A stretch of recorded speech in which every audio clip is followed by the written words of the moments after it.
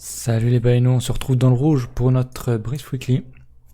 On va parler de Bitcoin bien sûr, on va regarder les alts que vous m'aviez demandé de regarder. RLC, XTZ et ETC. On va regarder ETH bien sûr avec la Bitcoin dominance, très très proche du support ou de la résistance selon, enfin pour la Bitcoin dominance. Et on va parler du VPBR, notamment en daily, très très intéressant, on va regarder ça. Mais avant en weekly sur Bitcoin, c'est pas très beau, mais c'est un peu tard pour short. On est sur support, et reload zone, on verra ça en daily. Mais en weekly, le truc qui me fait dire que c'est pas très bon, c'est qu'on est repassé sur notre borne basse du volume profile, souvenez-vous ici. On avait réintégré ce niveau, donc l'objectif théorique c'était ici, qui était très élevé, bien au-dessus de la reload zone que je n'aimais pas. On s'est donc arrêté sur le POC, ici, à 10 200, qui a fait ce qu'il avait à faire, pardon. Donc très bien, on va regarder donc en daily, il y a un peu plus de choses à dire. Le weekly est pas très propre. En daily, donc on est dans notre reload zone ici. On a cassé donc notre first stop ici, donc direction la reload zone. On a range aussi, enfin on a, comment dire, notre POC de ce mouvement là a fait son petit effet ici. Je vais juste mettre reload zone maintenant. Ça fera un petit peu moins lourd, voilà. Et donc j'avais placé mon volume profile donc de ce mouvement ici et ici, donc dans ce mouvement aussi. Et j'avais parlé la semaine dernière de ce niveau de prix qui était notre target maximal, hein, les 7680 et quelques. Parce que c'était l'autre borne, la borne basse. On était sorti du volume, on l'a réintégré, et le TP ultime c'est ici, tout simplement. J'en avais parlé, si on zoome en une heure, je pense qu'on a... Bon, on est encore en train de le retester, mais on l'avait touché une première fois ici. Donc très très intéressant, ça réagit super bien. Surtout quand c'est en plein dans une reload zone, j'adore cet outil pour ça, voilà. On a une div haussière potentielle, hein, elle est loin d'être confirmée en daily, donc c'est intéressant. J'ai l'impression que ça panique quand même pas mal. On voit le funding ici qui est archi plat. On a même été dans le négatif en prévision, donc c'est intéressant, ça montre que les gens paniquent, ils paniquent sell. Sur un support dans une reload zone, classic shit, j'ai envie de dire, hein, les gens paniquent quand il faut pas. Ils shortent bien trop tard. Donc acheter ici, ça aurait du sens, techniquement. Acheter un support, une reload zone, ma target sur le volume profile. Voilà. Le seul truc, c'est que si on casse ce niveau-là, on va repasser en weekly.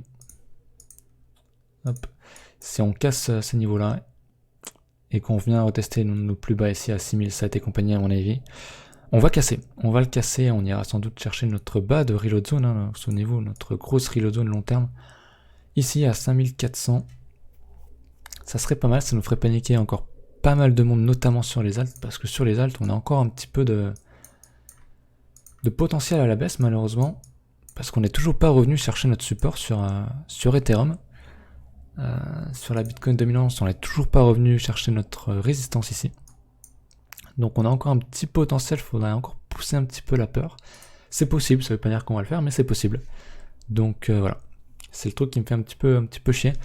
C'est que malheureusement on a atteint notre support sur Bitcoin, mais sur ETH non.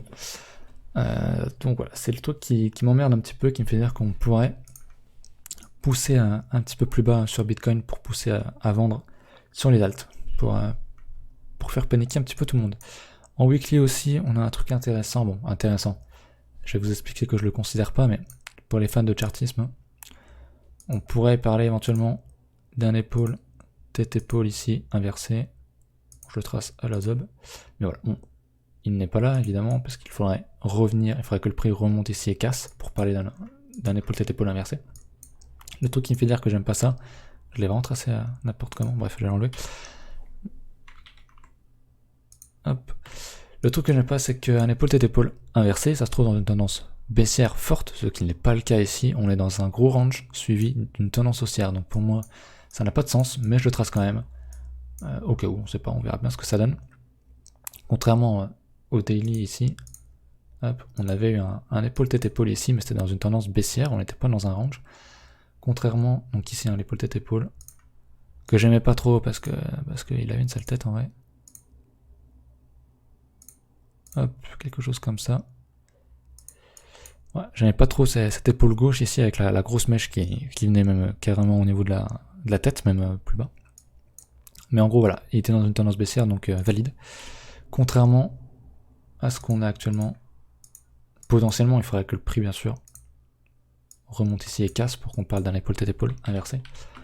Mais voilà, on est dans un espèce de gros range et les gens oublient souvent que le chartisme c'est dans une tendance bien précise pour certaines figures, voilà. Et l'épaule tête épaule inversée c'est dans une tendance baissière forte. Et ce qui n'est pas le cas ici. Bref, je voulais quand même vous en parler au cas où certains en parlent. Je pense que voilà, ceux qui veulent acheter veulent absolument voir un épaule tête épaule inversé ici. Bref. L'open interest, on va regarder l'open interest. La dernière fois je vous avais dit que cette tendance baissière était pas incroyable, pas très forte, parce que notre open interest ne faisait que descendre, et il fait toujours que descendre, voire même rendre ici. Donc pour moi ça confirme mon idée que c'est un piège à la baisse. Que agressivement ça peut s'acheter parce qu'on est dans la reload zone et que donc on peut encadrer notre risque, à savoir comme ceci, hop. Si on cherche à acheter, admettons, à ce niveau là, on achète ici, on met notre stop ici, et puis on cherche, je sais pas moi, à aller vendre dans l'autre reload zone, ça nous fait un risk reward de 2,5, ce qui est intéressant, pour moi en tout cas. Donc voilà. Voilà pour BTC, pardon. Pas grand chose d'autre à dire pour l'instant, si ce n'est que c'est un couteau qui tombe pour l'instant, donc c'est quand même risqué d'acheter ça. On a une divergence potentielle, mais elle n'est pas validée, donc c'est également risqué. Ici c'est l'halving pour le 5 mai, donc ça a été un petit peu avancé.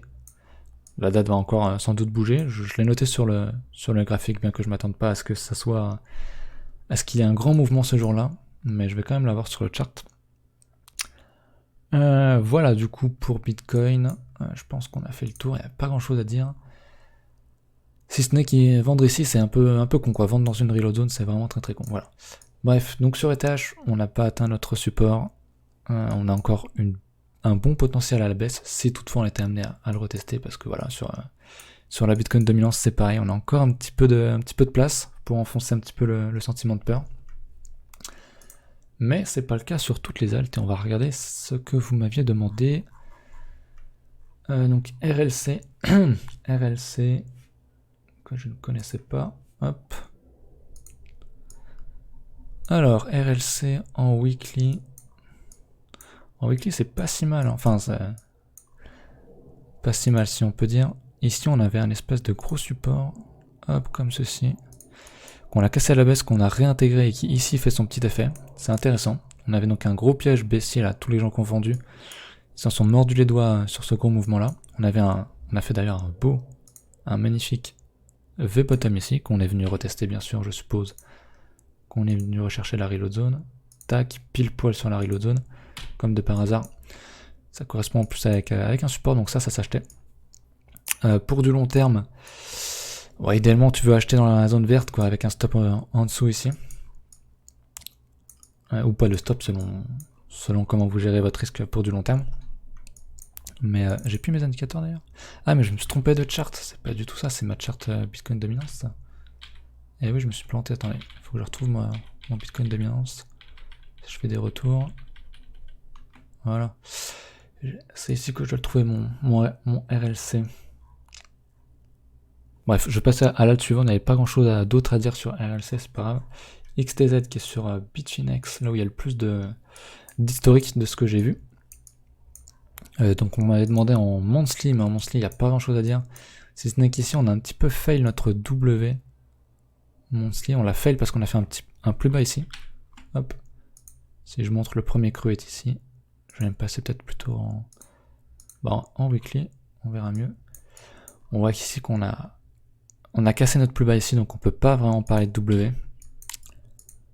Mais c'est quand même très bullish le fait qu'on ait cassé à ce niveau-là.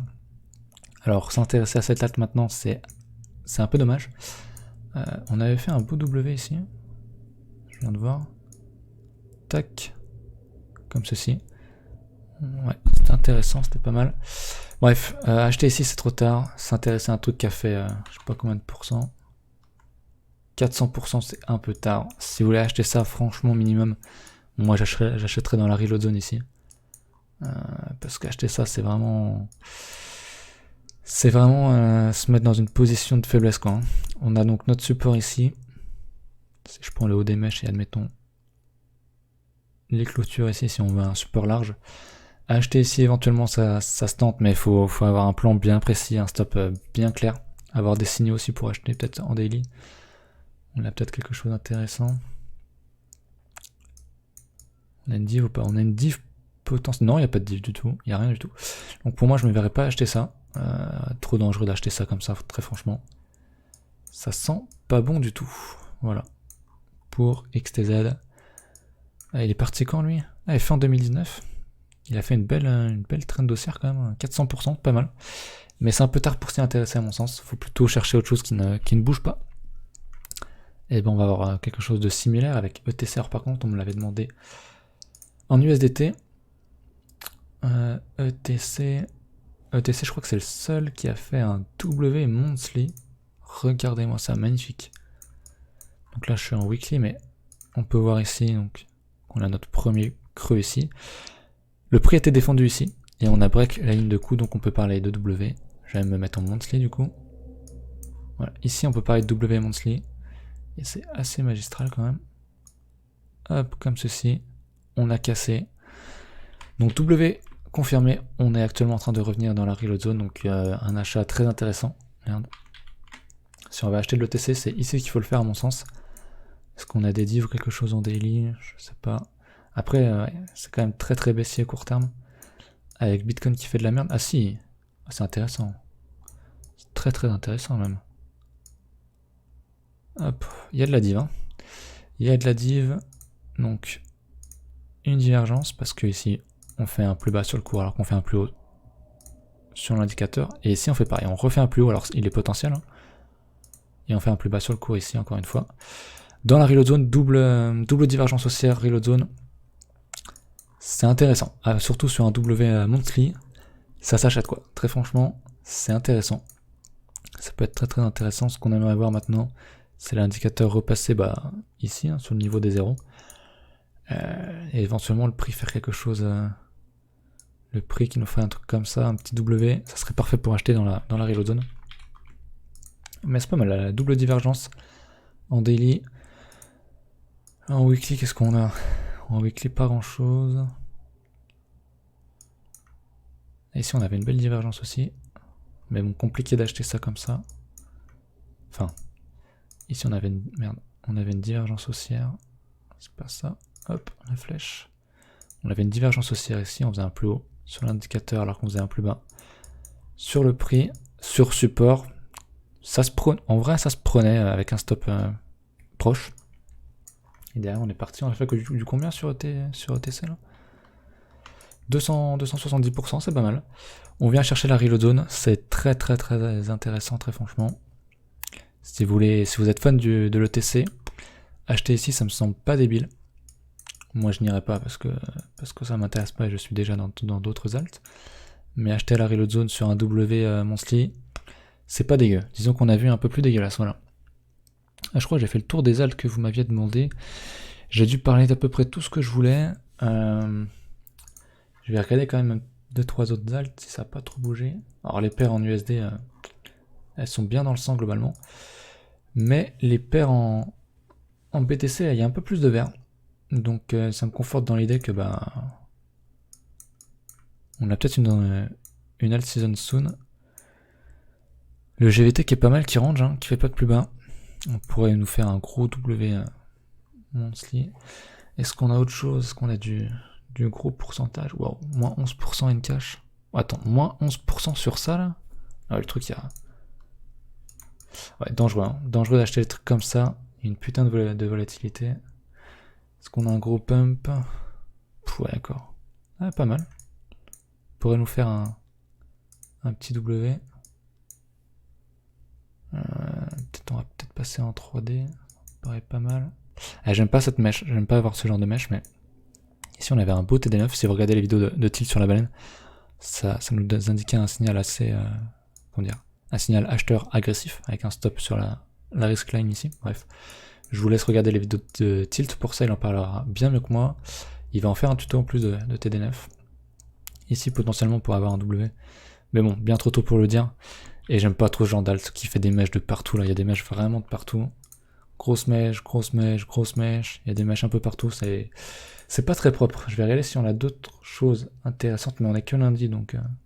Ouh, et du 20% là-dessus. Est-ce qu'on a autre chose? 8%. Ouais, du 10%, bah c'est ce que j'ai regardé. Mais il veut pas charger le cost là, je sais pas quoi. C'est peut-être ma connexion. Bref, si vous avez des alts que vous voulez que je regarde, n'hésitez pas à me le dire en commentaire, à me préciser si vous voulez les voir en USD. USDT, parce que par défaut je les regarderai en pair Bitcoin, parce que je trouve ça, je trouve que ça commence à être intéressant en fait, tout simplement, vu qu'on a retracé 100% sur certaines alts. Donc voilà, n'hésitez pas à regarder dans la description, il y a le lien du Discord si vous voulez parler avec la commu. Il n'y a pas de problème. Et puis voilà, écoutez, on se retrouve une prochaine fois, la semaine prochaine. Oula, c'est très très moche ça. La semaine prochaine pour le prochain brief. À bientôt, ciao.